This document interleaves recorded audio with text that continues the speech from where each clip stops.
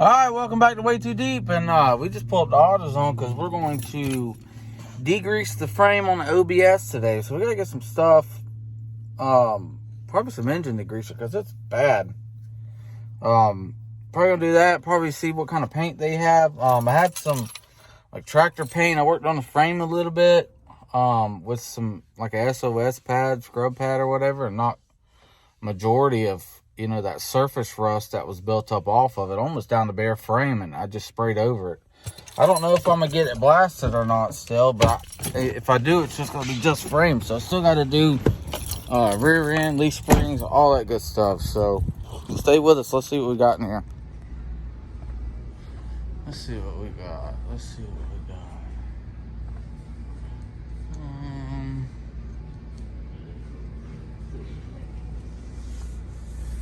I've got some engine degreaser. Let's do this. Let's get some engine degreaser. Let's see about some paint. Let's see what they got.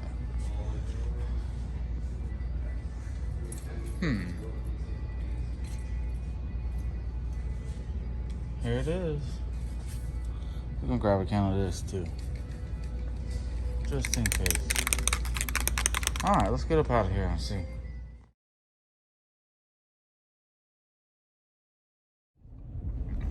All right, the goal here is to stop the rust. So I think what I'm gonna do, I'm gonna have, because I have to do the floor pans in the truck, I'm gonna have the frame dustless blasted and coated. And then what I'm gonna do when it's coated, or at least have it put in primer, I'm gonna go over it with Rust-Oleum. And I know people's like, oh, well, that's spray paint, blah, blah, blah. Oh, shit. Freaking semi right there. Yeah, it is spray paint, but the thing about Rust-Oleum is that Rust-Oleum's been around for years. It's not gonna be hard to match up if I gotta touch it up down the road. It's obviously not in the budget to do, you know, full powder coat. Then you gotta worry about putting stuff back together, and if it cracks. That's what I'm doing. But at least with this stuff, I can get the rear end cleaned up and get it sanded down with that abrasive pad and, on the drill, and then apply the Rust-Oleum. So at least it'll be done. So when I take the truck down to bare frame, that'll be one less thing I gotta do. And then the goal is to, as I put the truck back together, replace worn out parts. Now, the odometer on the truck says it originally has 323,000 or something like that. It's over 300,000 miles. So pretty much everything on the truck is wore out. It's a death trap. And I drive a semi for a living. So, I mean, granted, I'm used to driving death traps, but not if I don't have to. So, 90s model Chevrolet OBSs, the parts for them are not, replacement parts for them are not expensive. I mean, the control arm bushings are like $10 a piece, you know, or something like that. Ball joints are $20 a piece. So they're not hard to replace. You just have to, shop around. And granted, there's places like Rock Auto out there that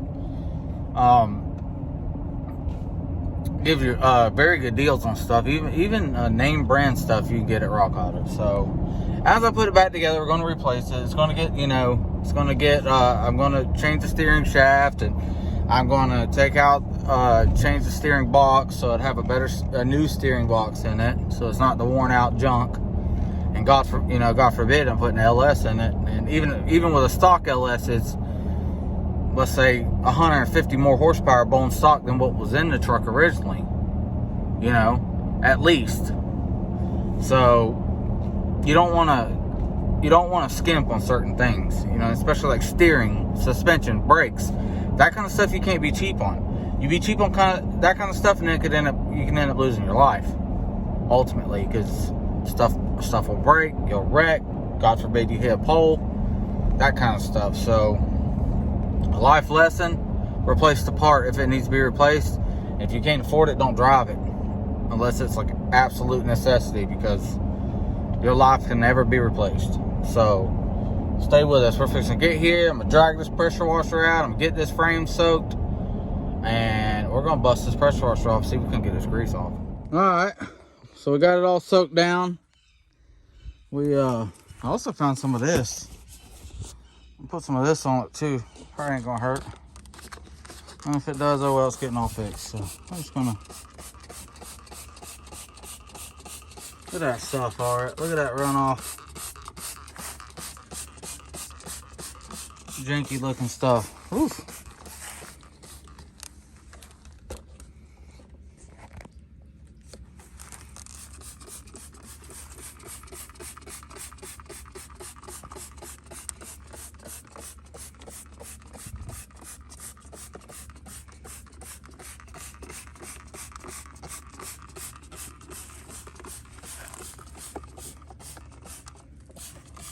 This transmission clean. So I might, haven't decided. What I might do is I might just stock rebuild that LS, throw it behind that for now, and then work on building the motor down the road. Because I mean, that one's got a spun crank. Probably won't be much to even, machine shop probably won't take much to get it running.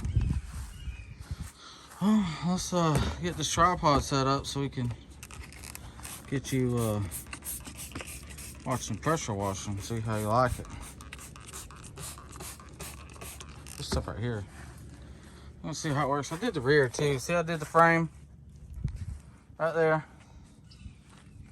I put some on the rear to get it halfway decently cleaned up, but I mean, that stuff just blew off. Let me show you over here. I didn't do this side, but this is the other side.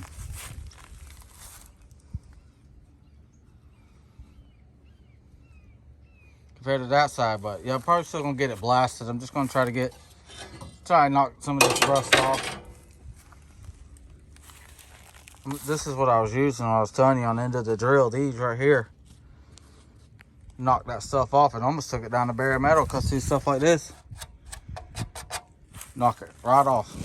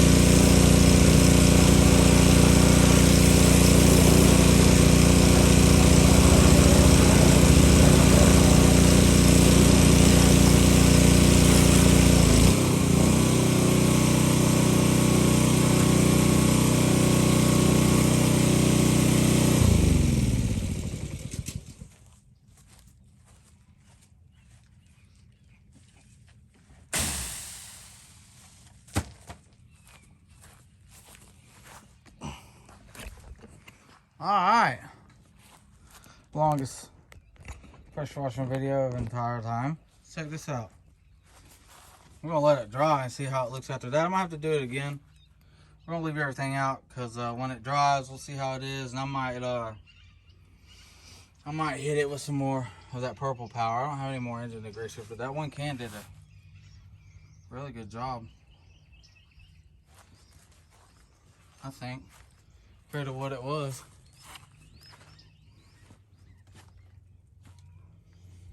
Look at all that dirt, junk. This was a farm truck at one time. It spent most of its life on the farm. So I got to deal with rust, a little bit of rust, because nobody wants to take care of it. That's all good. We'll figure it out. All right, we'll be back when it dries. Right, so it's a new day after we pressure washed, and some things have happened. It's actually been maybe 2 weeks. Go ahead and finish this and show you what we got going on. I have got a special surprise for the OBS, okay? So instead of putting a bunch of money into the cab we got, which we didn't have, I stumbled upon a cab with, you know, minimal to no rust. And when I say minimal to no, I'm minimal compared to the old cab is like an understatement. So we got this we got a new cab. I'll show you that in a minute. You're gonna love it because I think it's amazing. But we got the old frame pressure wash, and I got some Osfo on it. Let me show you that. See, right now we got it soaking in Osfo after I pressure washed it. And I worked on the frame a little bit here to see how it was going to turn out. I gotta get this junk cleaned up. It'll look a lot better once I do. Man, that Osfo, man, I didn't think it was going to do that good, but God, look, this is one little spot I Osfo'd. And just pulling all the junk out of it, I got it all sitting in there. Well, so the plan is what we're going to do is I Osfo'd it, we're going to let that sit, we're going to wire wheel the whole frame. I got a couple buddies together, we're going to wire wheel the whole thing, blow it off, clean it off, and then I'm going to wire wheel it down to bare metal, and we're going to Osfo it again. Once it's clean, once it's cured, we're going to filler primer it, and then we're going to Rust-Oleum it, so it will always look good and it'll be easily touched up. And we accumulated another LS and some trading. That's the complete 5.3. It's been set up to run in a Gen 4 vehicle. If anybody's in the Central Florida area and needs a 5.3, get a hold of me through here or my email. I'll be glad to hook you up with it. Check that thing out. We still plan on doing a 6.0 build, but I after talking over with people and everything else, I don't know if I want to do the 6.0. I don't know if I want to beef the 6.0 as much because it's just not going to hook up. So we got that out. We just got that finished getting that today. We got some water, some rain. I got to get this stuff cleaned up, make it look a lot better. But look at that Osfo putting in work already. And I didn't even have to buy that much. I just bought one little bottle. We still got a lot more to do to it, but as of right now, that's what it's going to do. So we're going to do a weld-in C-notch. When we do that weld-in C-notch, this right here got a little bit boogered, but that's the only spot on the whole frame. We're going to have that. We're going to have that sleeved. We're going to have it sleeved right here. That way, we won't have to never worry about that again. Put the weld in C-notch, flip the rear. I'm a wire wheel and everything in the rear end also. De-brake it, get it ready for the disc brake brackets. This cab's going away because this one is rotted out. If you're just joining us, check this out. So you got all that over here. And then it gets worse on the other side. Let me show you again. The door's shut really good, especially on that side. I don't get it. Excuse the mess. And boom, there's a hole in the floor. That's how bad this floor is, but y'all have to check this cab out. Look at that cab sitting over there. Man, oh man, look at it. Now it does need cab corners. And these little cab corners, see? And they put these plates on it, but I just peeled the carpet back. This one's solid, man. Check that out. We only have to paint the floor because the truck's going to be about that color, which is an indigo blue. I thought I was getting a good dash, but that's a dash pad. But y'all check that out.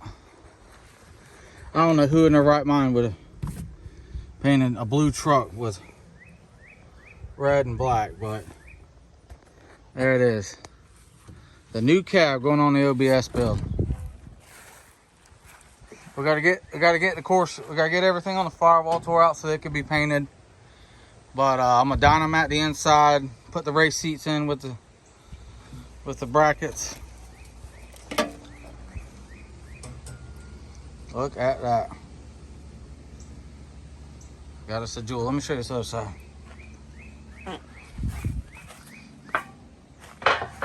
Just pulled this up just a second ago.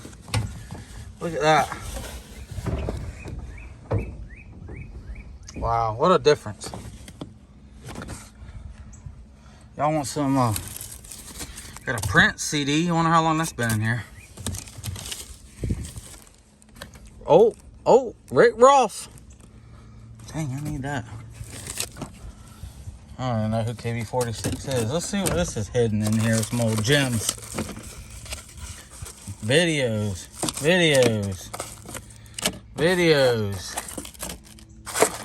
Let's see what else we got in here. Alright. So, we got to get the interior out of this one because we're putting the gray in here. And this has got to have cab corners and rockers. This side, they even did this side. So, make sure you stay tuned. Next video I do, we're probably going to be working on getting that frame wire wheeled. And if anybody looking for a 5.3, y'all get with me.